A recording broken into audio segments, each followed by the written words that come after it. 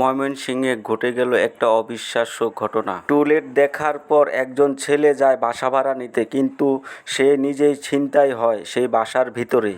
আনন্দমহল কলেজের একজন ছাত্র যায় সেই বাসাটিতে বাসা ভাড়া নিতে। সে ফেসবুকে একটি টুলেট বিজ্ঞাপন পায়, সেই বিজ্ঞাপন দেখেই সে যায় ওই বাসাতে বাসা ভাড়া নিতে। তাকে অনেক মারধর করে মোবাইল, ল্যাপটপ আর 25,000 টাকা হাতিয়ে নেয়। ভুক্তভোগী বলেন, আমি দুপুর 2টার দিকে ফেসবুকে একটি বিজ্ঞাপন পাই যে আমাদের এখানে বাসা খালি আছে। তারপর তার থেকে 25,000 টাকা মোবাইল আর ল্যাপটপ ছিনতাই করে নিয়ে নেয়। এখন ভাই আপনারাই বলেন, মানুষ অনলাইনে অনেক প্রোডাক্ট কিনে, অনেক কিছু কিনে, কিন্তু এখন কি বাসা ভাড়াও অনলাইনে হয়? আমাদের সবকিছু এখন ডিজিটাল। তো ভাই, ছিনতাইকারীরাও এখন ডিজিটাল পদ্ধতি প্রয়োগ করতেছে। এই ছিনতাইকারীদের জন্য অবশ্যই 2টা লাইন বলে যাবেন।